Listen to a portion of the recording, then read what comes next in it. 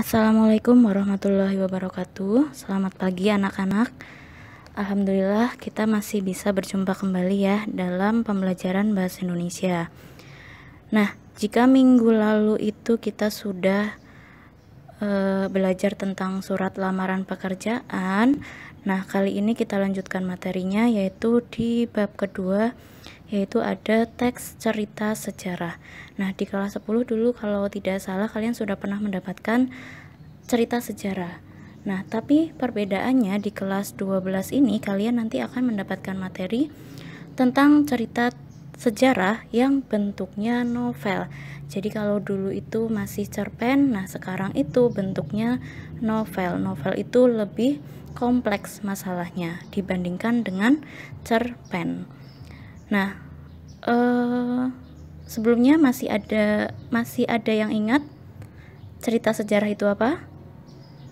Ayo diingat-ingat kembali pelajaran kelas 10-nya. Nah, sebelum masuk ke cerita sejarah, coba kalian amati gambar dari cover novel-novel berikut ini. Nah, pernahkah kalian sudah membaca salah satu novel dari gambar yang terdapat di sini? Ini ada novel Bumi Manusia karya Pramudia Anantatur. Ini adalah salah satu karya sastra terbaik dari sastrawan kita, sastrawan Indonesia yang sudah diterjemahkan ke dalam berbagai bahasa. Ini dari Pramudia Anantatur. Ini bentuknya tetralogi, berarti buku seri ya. Ini buku yang pertama, Bumi Manusia. Nah, yang kedua itu Anak Semua Bangsa, judulnya masih sama dari Pramudia Anantatur. Ini kelanjutan dari buku Bumi Manusia ceritanya. Langsung yang ketiga itu ada Jejak Langkah. Ini juga sama, Pramudia Anantatur, kelanjutan dari Anak Semua Bangsa tadi. Dan yang terakhir namanya juga tetralogi, itu ada 4 buku dalam satu cerita itu. Nah, ini ada Rumah Kaca karya Pramudia juga. Nah, ini lanjutan dari Jejak Langkah. Mungkin dari 4 buku ini kalian sudah pernah membaca ya. Nah, selanjutnya contoh lain. Ini ada juga Roro Mendut. Roro Mendut ini ada 2 versi. Yang pertama ditulis oleh Mangun Wijaya.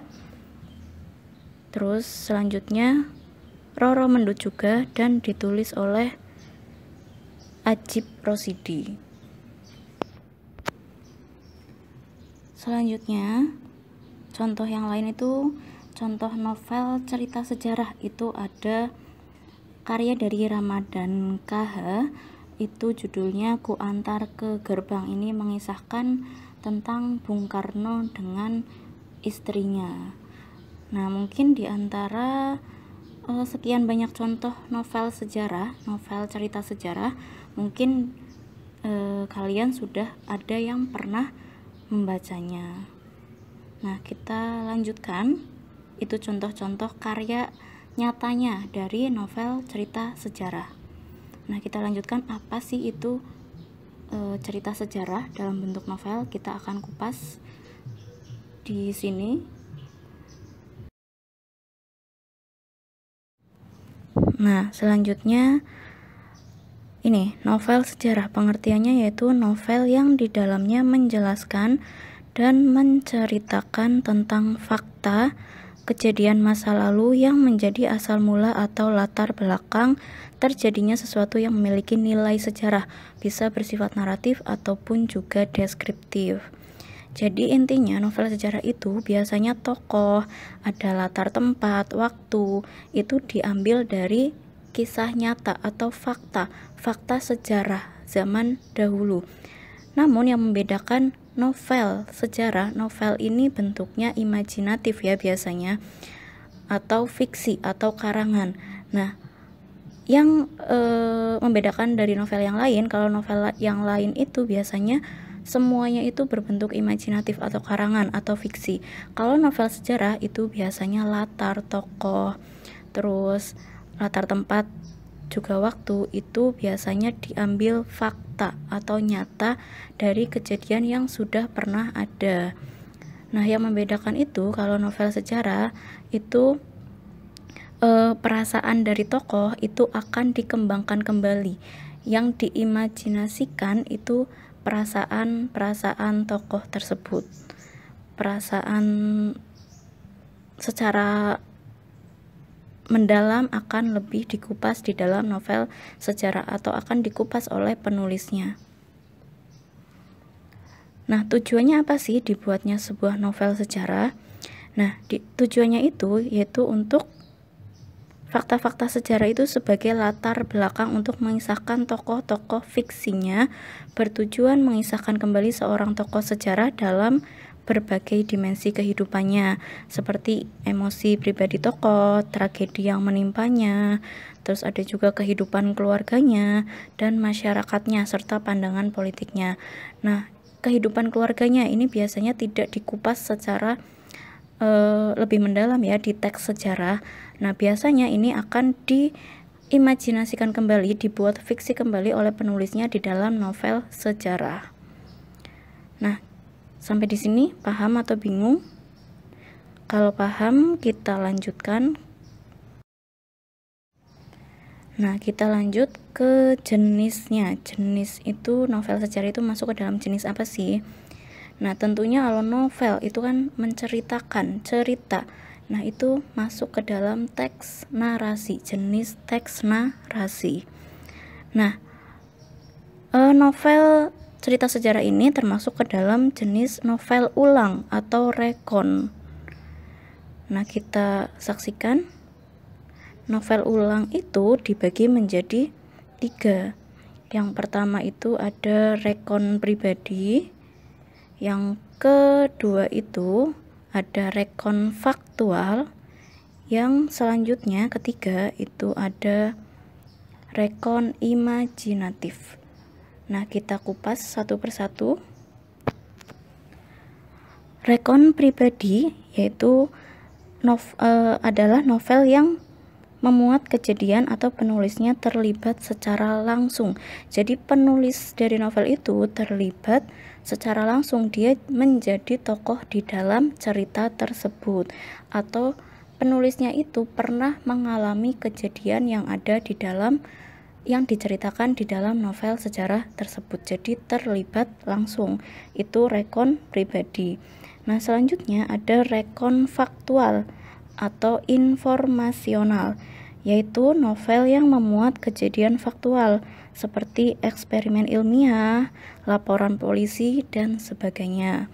Yang terakhir ini rekon imajinatif, yaitu novel yang memuat kisah faktual yang dihayalkan dan diceritakan secara lebih terperinci. Nah, kira-kira dari 3 jenis ini, rekon novel ulang atau novel rekon, novel cerita sejarah itu masuk yang pribadi, faktual, atau imajinatif? Ya, betul. Cerita sejarah dalam bentuk novel atau novel sejarah itu masuk ke dalam rekon imajinatif. Nah, kenapa? Karena didasarkan atas fakta-fakta sejarah yang dikisahkan kembali dengan sudut pandang yang lain yang tidak muncul dalam fakta sejarah. Contohnya apa yang tidak muncul dalam fakta sejarah? Bisa saja kegemarannya si tokoh, terus emosi, kehidupan keluarganya, itu kan biasanya di dalam fakta sejarah atau di dalam teks sejarah itu kan tidak diceritakan.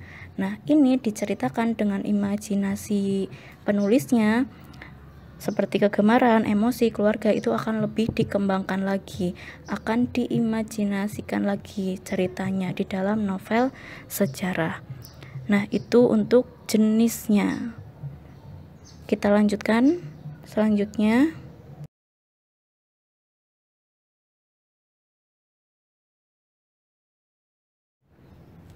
Nah, kita lanjutkan ke materi berikutnya, yaitu tentang struktur novel sejarah.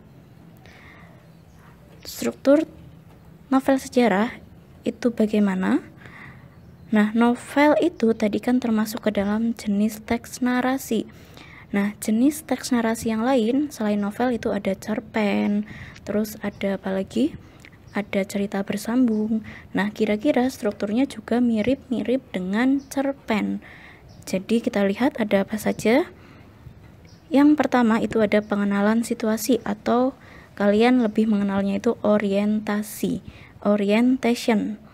Nah, selanjutnya itu ada pengungkapan peristiwa. Terus setelah ada pengungkapkan peristiwa, selanjutnya ada menuju konflik. Ini sudah mulai ada konfliknya, tapi belum puncaknya. Selanjutnya ada puncak konflik atau turning point atau complication. Nah, selanjutnya ada penyelesaian. Ini sudah ada mulai reda ya konfliknya, atau resolution. Terus selanjutnya yang terakhir itu ada koda. Nah, kita simak biar lebih paham, kita simak contohnya di slide berikutnya. Nah, ini contoh dari orientasi. Bisa dibaca ya. Nah, orientasi ini kenapa kutipan ini berisi atau termasuk ke dalam struktur orientasi, itu karena berisi penjelasan tentang latar waktu dan situasi cerita yang akan diceritakan, yaitu pada masa kerajaan Majapahit. Jadi pengenalannya bisa berupa latar, situasi, tokoh, itu ada di dalam orientasi. Nah, selanjutnya kita bisa lihat contoh di sini. Ini ada pengungkapan peristiwa. Nah, kenapa kutipan novel sejarah yang ada di sini yang bisa kalian baca ini termasuk ke dalam pengungkapan peristiwa? Karena pada bagian ini penulis menyajikan peristiwa kematian Sang Prabu Kertarajasa. Nah, kematian sang raja inilah yang menyebabkan munculnya permasalahan. Jadi sebab adanya konflik. Kalau pengungkapan peristiwa berarti sebab adanya konflik. Nah, selanjutnya struktur selanjutnya itu ada menuju konflik. Kenapa kutipan ini disebut atau termasuk ke dalam menuju konflik? Ini karena peristiwa yang diungkapkan pada bagian ini merupakan peristiwa yang akan menyebabkan terjadinya konflik-konflik berkepanjangan dalam novel. Ini menuju konflik, hampir mirip ya dengan yang tadi sebelumnya. Selanjutnya puncaknya. Puncak itu peristiwa besar yang terjadi yang menyebabkan permasalahan itu menjadi sangat rumit, yaitu pembunuhan demi pembunuhan yang terus terjadi tetapi pelakunya belum tertangkap. Itu biasanya ada di atau termasuk ke dalam puncak konflik. Selanjutnya ada yang terakhir, ada resolusi, bukan terakhir ya. Ada resolusi, yaitu penyelesaian dari konflik tersebut, dari puncak konflik tersebut, itu penyelesaiannya bagaimana. Ini bisa dilihat ya contohnya di sini. Terus yang terakhir itu ada, ini juga masih resolusi. Yang terakhir itu ada koda. Nah, koda itu apa sih? Koda itu adalah bagian akhir novel. Penulis memberikan pernyataan tentang semua peristiwa yang terjadi dengan kalimat penutup. Nah, koda ini sifatnya opsional, bisa ada, bisa juga tidak ada di dalam novel sejarah. Nah, kira-kira itu strukturnya. Sudah paham atau masih bingung? Untuk lebih paham lagi, silakan bacalah sebuah kutipan dari novel sejarah berikut ini yang berjudul Gajah Mada bergelut dalam kemelut tahta dan angkara. Silakan ini dibaca terlebih dahulu ya. Dibaca dengan baik. Nah, selanjutnya kalau sudah dibaca, silakan kerjakan tugas seperti ini. Tugas cerita sejarah yang pertama, yaitu bacalah kutipan novel sejarah yang berjudul Gajah Mada bergelut dalam kemelut tahta dan angkara tadi di slide sebelumnya. Nah, kemudian tentukan strukturnya sesuai dengan tabel berikut ini. Nah, ini tabel ini silakan diisi, kutipannya apa, strukturnya apa, keterangannya bagaimana, seperti yang sudah Ibu contohkan sebelumnya ya. Nah, tugas ini silakan dikerjakan di buku tulis masing-masing, jangan lupa dinamai masing-masing. Di atas pekerjaannya itu dinamai nama, nomor absen, dan kelas berapa. Nah, kalau sudah selesai, silakan itu difotokan dan dikirimkan melalui Google Classroom. Paling lambat itu minggu depan ya. Paling lambat itu minggu depan, berarti tanggal 19 hari Rabu. Hari Rabu tanggal 19 Agustus 2020. Nah, semakin cepat mengerjakan itu akan semakin baik pula nilainya. Cepat dan tepat ya. Sampai di sini paham dengan tugas-tugasnya? Kalau sudah, mungkin Ibu cukupkan sekian. Terima kasih. Sampai jumpa pada pertemuan berikutnya. Semoga video ini bermanfaat. Sekian, wassalamualaikum warahmatullahi wabarakatuh.